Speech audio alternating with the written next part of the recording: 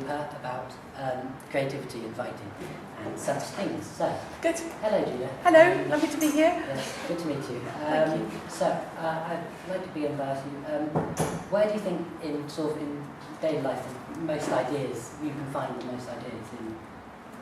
As a writer? Yeah, as a writer. I really believe that everything that happens to you is somehow going into who you are, making you the person you are. So it's the reading you do, it's the things that you experience, the things you watch, the little snippets of conversation that you hear as you're on a bus going somewhere else. So I really do believe that the material for writing is everywhere. That different writers obviously tune into different aspects of that experience. So for me, there's a sort of mixture between the imagination, the things you make up, close observation, sort of watching, listening, being kind of attuned to what's out there, and memory, so sort of drawing on our own experience that's happened to us at different parts of our lives. So it's sort of a combination of those things, and different writers, I think, pull on sort of one or more of those aspects in different ways. But the reading you do strongly does influence the kind of writing inevitably that you're interested in. That's obvious, isn't it? There's a continuum between being a reader and being a writer. Although not all readers are going to be writers, I would say all writers are readers, or need to be readers. If they're not, there's something very seriously wrong. Yeah. So which books would you say have influenced you the most? Well, I read prolifically as a child. So I started with being read to, picture books, all of and the Beatrix Potter books. I've got a very strong memory of a neighbour, in fact, reading to me when I was ill with measles, and everybody else was out playing, having a lovely time, and she was reading me the Tale of the Flopsy Bunnies. And I remember vividly asking her what the word soporific meant. And eating lettuces made the bunnies feel very it had a soporific effect. It was about making them sleepy. So very early on, I was interested in language and stories, as I think everybody is actually given half a chance. So everything I read, I loved Tom's Midnight Garden by Philippa Pearce. I love lots of things about that book, the kind of quality, the intense quality in the writing and the sort of experience of a child who discovers a magical place that's only there when the clock strikes 13 in the middle of the night. Have you read that book by Philippa Pearce? I really read it. It's a kind of classic of children's literature, and it's a fantastic story. And he goes back into the past and he meets a girl who's in this garden, and he sort of goes, but it's Victorian times. And he can't understand, why he's seeing her and meeting her at that night, but in the daytime when he opens the door, there's nothing there, just a parking lot. He's staying in his uncle's flat at the time, Tom. And eventually, by the end of the story, you work out that the woman, an very elderly lady who lives in the same block of flats, is the same person but grown up, an old lady, the girl he's meeting today. And what she dreams at night, he experiences when he goes out into the garden. It's a magical story. So it's time travel, it's fantasy, but it's fantasy that's sort of right on the verge of real life.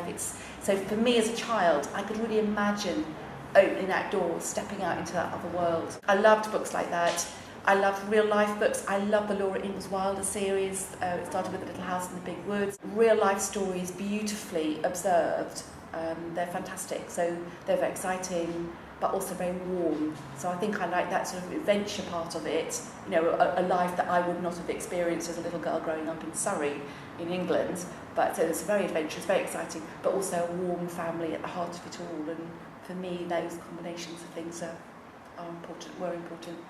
But I read everything. I could lay my hands on.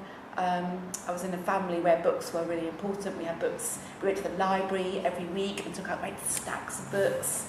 And that's one of the things I really believe in, that children need that diversity, or young people, everybody needs to be able to choose lots of books and make mistakes with books. So you can, you pick up a book and it's not for you, and that's fine. You pick something else up and it's the right book at the right time. It was interesting you mentioned about sort of dreams in that. And have you ever taken inspiration from a dream? Because I know some authors do that, take inspiration from dreams.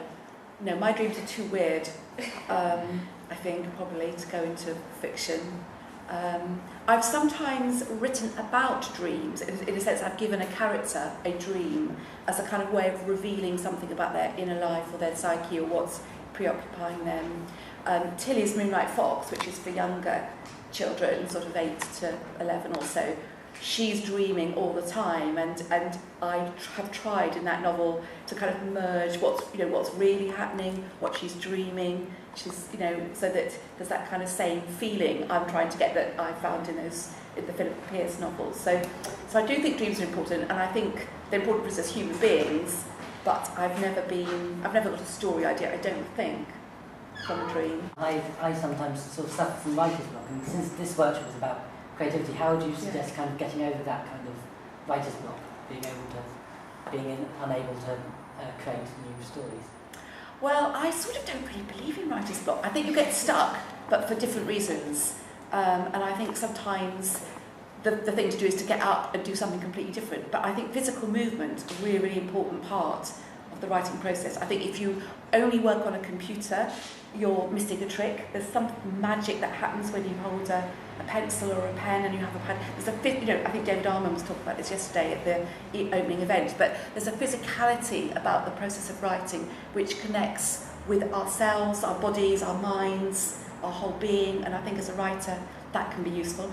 In the writing workshop we're just about to do, I've got an exercise which I call free writing, which is a way of kind of helping people let go as a writer onto the page, and so it's usually because you're worrying about somebody criticising what you're doing. So I think it's like separating out the critical part of you and the imaginative, creative part, that's seeing that actually the first act of creation, it's for your own eyes only. You don't need to worry too much about getting it right, about getting it perfect. It's about trusting the process, but also sometimes you just need to go for a walk. I do a lot of that, so I might write in the morning and then go for a really good walk, and your brain is sort of processing things and things that you were stuck with when you were sitting in front of the computer. Once you're walking, it somehow rejigs the body and you start getting ideas. Sometimes going to sleep with a question in your mind if you're stuck with a story. So sort of thinking, just ask the question, what is he doing there? Why didn't he run away? Or whatever the question might be that's sort of stopping the plot or the story advancing. If you ask the question, sometimes you'll wake up in the morning. This might refer to your dreaming question, really. It's not exactly that you dream the answer, but somehow your brain is still processing the questions and comes up with answers. Sometimes I read as a way of unlocking, that sort of feeling. It's a sort of fear, isn't it, about writing, I think, that blocks people. So if you sort of say to yourself, well, I'm going to read something that I really rate, I might pick up a David Arman novel and read the beginning of Skellig, and somehow reading good writing, or something that you really like, can somehow release that sense of, these are just words, it's just one word at a time, one sentence at a time, one paragraph at a time. That's how you build a story. And there's a lot of pre-writing. There's a lot of, maybe you're trying to write something before you're ready to write it. So there's a way you can use a notebook just to kind of, draw maps of your story, draw your character, think more about them. Those are the sorts of exercises, we're going to do them today, but as a sort of way of loosening up the whole process. So I think it's when usually you get blocked when you're either afraid of what might come out, so you're sort of self-editing, or you don't know enough about the story. You need to do some more thinking and dreaming and drawing and imagining and, yeah. So you mentioned maps, and how do you like to plot out a story, and how do you find that it changes depending on your characters and stuff? Oh, it always changes. The difficult thing is when you have a publisher say, we'd like a synopsis of your next book, and you haven't even written the book, because I'm the sort of writer that grows a story as I write it. It changes all the time. So the character-led stories, the character is the place where I go back to finding out more and more and more about the character, so sort of going down deeper helps you find the story, the plot comes out of that. I do a sort of mind mapping exercise as a way of generating lots of ideas. I don't like to go too linear too soon. I think that's a mistake for me anyway.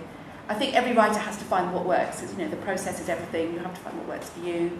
So I know one of my colleagues, Steve Vogue, he does this, he puts the numbers 1 to 30 down the page. That's going to be each of his chapters. And he just puts a little note for each chapter what's going to happen. I can't work like that, I just don't know. But I do sort of know what the story's going to feel like. It's more a sort of intuition of the mood or the atmosphere of the story, and probably where it's going to end. So I know that sort of emotional curve, the sort of character development, how she or he will I hope, change over the course of the stories, but I might not know what all the events are. I usually know just the next little bit, so I'm never sort of and I like to sort of start each day by rereading what I've done the day before, the writing I've done before, and then that helps me get back into the story, the world that you're living in when you're writing, and that you want your readers to live in, and then write the next. Do you write as well? Yeah, I do pretty much the same as you. Do you? Yeah. I have a beginning, a middle, and ending. Yeah. That tends to change Yeah. the characters. Yeah. So how do you feel the way you write is different from someone who may plot out every individual aspect of the story? I think it is a different kind of story, probably. It's probably coming from a different place. You know, I'm not saying one's right and one's wrong. I think sometimes you need to do a bit of both. So there is a, you know, I talk as if I'm doing it very kind of organically and intuitively, and I am, but there comes a point when I really do think quite hard about structure. My novel Breathing Underwater, which has 2 time schemes, this summer and last summer, I had to plot that very carefully in terms of what was happening in the 2 sort of different time frames of the story. So I do think about structure, but I think about it later on. And I sort of see, well, what have I done? Okay, first draft. Now let's think how we make this better. So I think it's like finding what works. 100 or 500 or 1,000 years, and somebody in the ruins of civilization after the Great Apocalypse picks up your book and it survived. What would you like them to kind of take away from this in the future? What do you think they'd see in it, and what would you like them to see? I think they would see that people are the same, that the feelings we have, the emotions, the things that are important to us, that matter to us, the things that make us sad are the same throughout history. And you know, I'm not a teenager now, but I really know those teenage feelings. I know some things don't change. I'd like them to sort of feel a connection to the story, the world that I'm creating. I'd like them also to have a sense of the place, to have a sort of glimpse into a setting. So the settings in my story is really important. My latest book, this novel Sky, set in the Outer Hebrides off the west coast of Scotland, and there's I think in the story is a very strong sense of what that place is like. So they could read my novel and have a sense, oh my goodness, the world was like this. There were these birds, there was this extraordinary landscape, the sea was like this, the weather was like that. That's assuming they could understand the language, that stayed the same.